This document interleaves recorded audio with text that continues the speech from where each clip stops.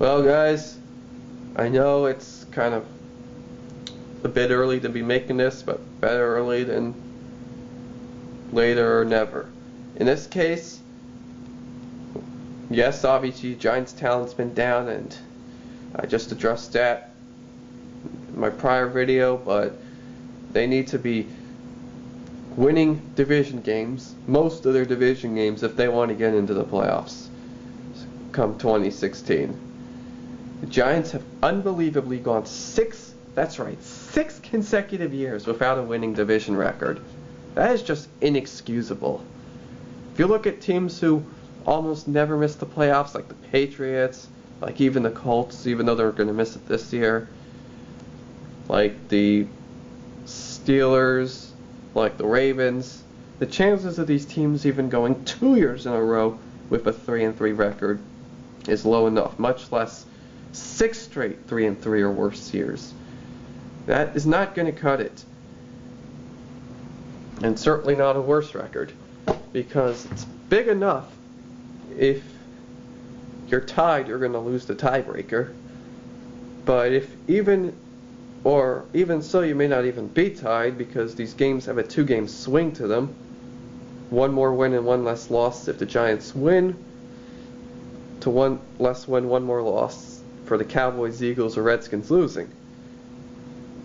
The vice versa is in effect if the Giants lose.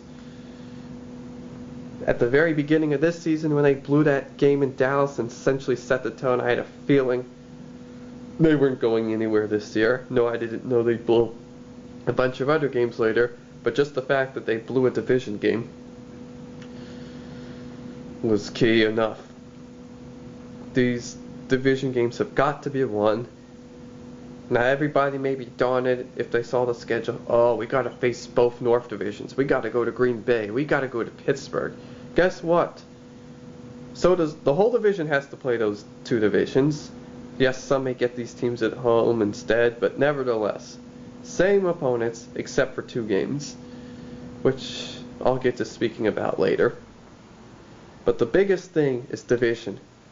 If Giants would win 5 out of 6 in the division, which it's been a very long time since they did that. Even the 2008 team lost 2 division games in the regular season. Although maybe that wouldn't have been the case if Burris hadn't shot himself. But nevertheless, if Giants would go 5-1 against this not so great division, they'd already have the head-to-head tiebreaker against 2 teams. If they tied against the one team that they split against, they would then probably win the tiebreaker on division games. Worst case, that would also be 5-1. Then common games would come into play, which would involve the other 2 division opponents, which obviously it would mean that we both swept them. And then there'd be the common games against the two North divisions. If that all was the same, then it'd be conference play, which is, I guess, in some ways a key reason to losing next week. The division game, but the season's already shot. But nevertheless, to get those 2 non-conference opponents from 3rd place faced instead of 2nd place, mainly St. Louis instead of Seattle, because we can't beat Seattle. If we get St. Louis, worst case, we somehow lose to St. Louis and the Eagles lose to Seattle. Okay, look, I don't mean to disrespect St. Louis. They're getting better. They swept Seattle, but we don't match up against Seattle. Worst case, we lose and the Eagles lose. But if we get Seattle, best case, we lose and the Eagles lose against St. Louis. I know I only compared us to the Eagles, who didn't do so well either, and just fired Chip Kelly and I think other coaches. But let's see, the Cowboys, I don't know what they're going to be like next year. They're crap this year, but they were strong last year. They're going to face the 49ers. We need to face a team we have a better chance of winning, even though it may not be as good of a chance as Cowboys and 49ers. Again, I have no idea what they'll be like. But the big thing is these games can, although not biggest for tiebreakers, they can boost us into a tie that will win the tiebreaker. Possibly we won't even need the tiebreaker, but it'll definitely help our cause. But nevertheless, division games have got to be won. They win 5 out of 6. I would be shocked if they missed the playoffs. They win 3 out of 6. I wouldn't be surprised if the Giants and another team went 8-8, and that other team beats us on tiebreaker, perhaps with a 4-2 division record, maybe 5-1 to the Giants going 3-3, and that after having split against whatever team that is.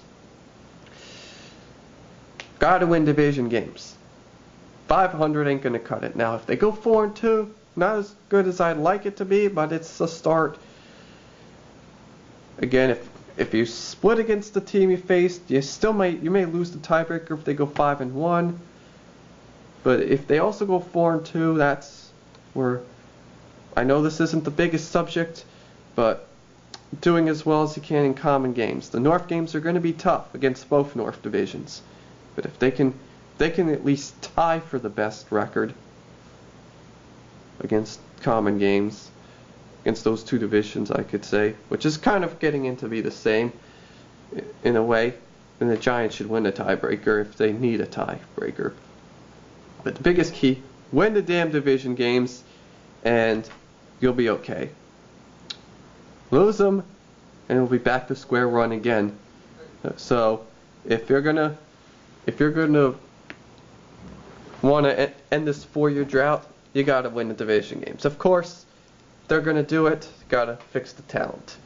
But assuming they actually do that, it's called win your damn division game.